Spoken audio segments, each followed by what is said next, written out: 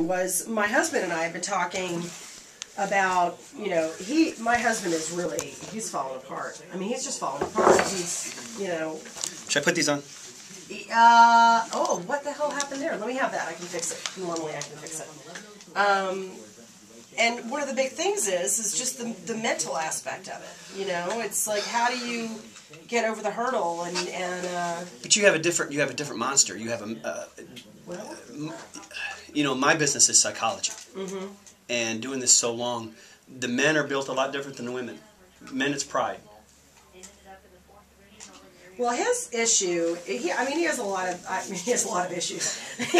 Don't we all, men? Yeah, he's former military and was wounded in combat and has had like 3 back surgeries and 2 knee surgeries. When we go to a new doctor and they say, you know, write down your surgeries, it's like 3 pages for him. He had a ray resection, so he's missing a finger on his right hand, so he has problems with his hands and his nerves, and you know, and for him at this point, he's so heavy. He's probably 85, 100 pounds overweight. Well, he's probably past that. He's at that point. He won't say this to you, but of number 1, I don't want to ask for help, and number 2 is that I don't want to show weakness, and I'm past the point of really doing any good. Well, you know? He's actually moved past that. Good. We're now at the point now where it's like, okay, I have to do something, but I don't know what to do because everything I've done in the past didn't work. No longer works, yeah. Or it didn't work, or my way is a failure. You know, that was a big thing for him. Right. Was, you know, he's like, I have to do things my way, and I'm like, and the last thing we want to do is fail again. Oh, big time. Big time. And I have never taken off the baby weight. My daughter's 19 months old now. I'm like, I've really lost excuses for the baby weight at this point. Did you recall my old boss, Kathy Smith? I love Kathy Smith. Kathy could pop a baby out. I lived and died by Kathy Smith videos. She's still my best friend. I talk to her all the time. Love her. Love her. She wasn't the sharpest tool in the shed when it comes to physical stuff, but she had a personality. But you know what? I'm not a group person, but I love doing stuff like that at home, and I love her stuff. I've always used her stuff. She made a mint. Oh, I'm sure. She got in with the ground floor. I used to manage a health club for her in L.A. And she was but she could pop a kid out. And, you know, her and freaking Denise Austin. Yeah, I hate that. And bitch. it just, and it right back. You know, they're like, oh. Well, and I was 39 when I got pregnant the first time. So the whole time I'm pregnant, I didn't gain a lot of weight at all until the end of my 7th month, and then just ballooned up. I mean, ballooned so much so that they're like, something has to be wrong here, and nothing was wrong. I just ballooned up. And and the whole time I was pregnant, my doctor's like, okay, remember, you're 39. You're 39. Getting this weight off is going to be really difficult. And, you know, you think to yourself, well, we'll work it out. It'll come off. But this year, my husband and I both feel like, okay, we're going to go. We're going to go. This is it. This is the year. So I just, you know. It's such a psychological thing. And you know this. Men don't always know this. Women do. I told this to one lady that owns a health club here in town. She was really overweight, and I said, until you lose your past, you're not going to lose the weight. I don't understand that. She owned a health club, and she was Painter's house is never painted. Oh, yeah. Yeah, I guess so. That old saying. Because people that I know that work in the healthcare industry have always been really fit. That's why I'm surprised. But, you know, we all have our demons. But yeah. I told her, I said, Jill, until you lose your past. So there's this, you've got that weight of the past creates those behaviors. Mm-hmm.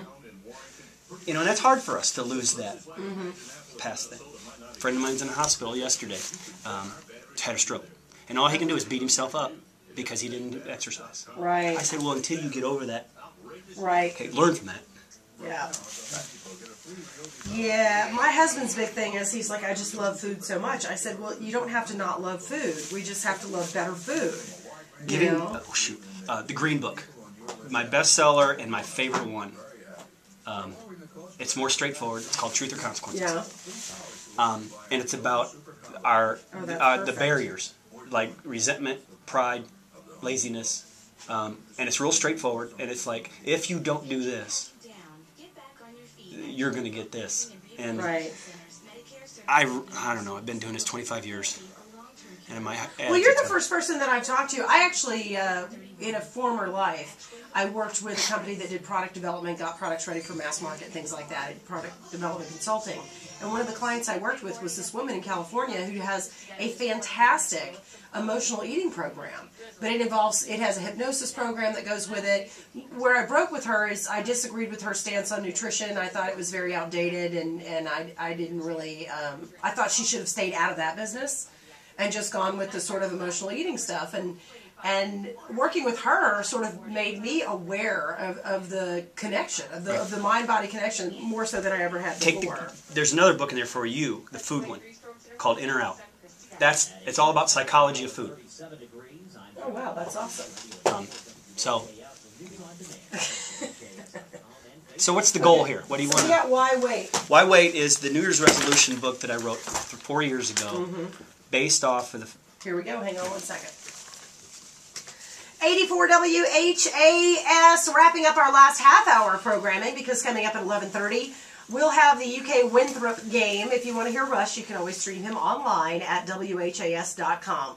Now, about this time of year, I am inundated with emails from people, fitness professionals, and all of these emails from publicists saying, our person has the perfect way to help you keep those New Year's resolutions. Well, I got an email from a guy named Greg Ryan that essentially said, look, resolutions are kind of a racket, and you need to make these commitments to yourself without a New Year's resolution.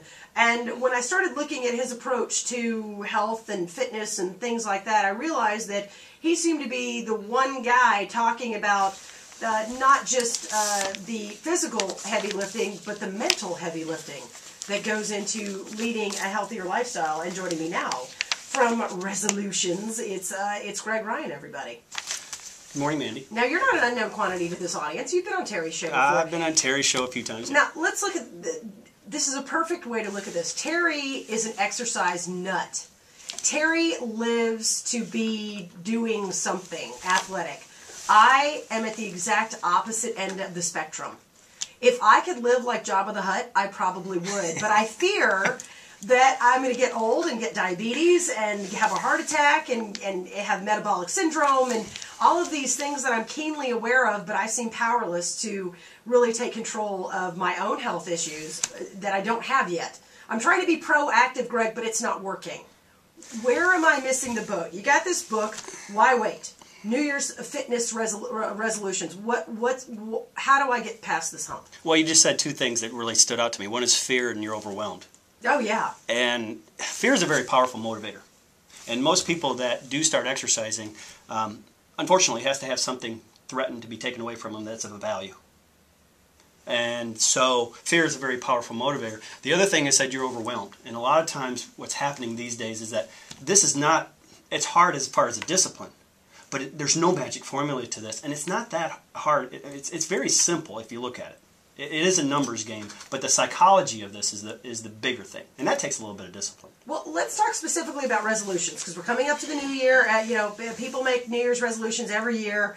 Generally speaking, pretty much the same resolutions. Am I right? It's the same one. Yeah. You know, I used to manage health clubs, and this was a busy time of the year because the attitude between 10 o'clock on December 31st and 10 o'clock the next morning totally changes, because we use that as a time to set a goal. Yeah. So, but why should we set resolutions if we know, like I know, that I'm likely to break my resolutions?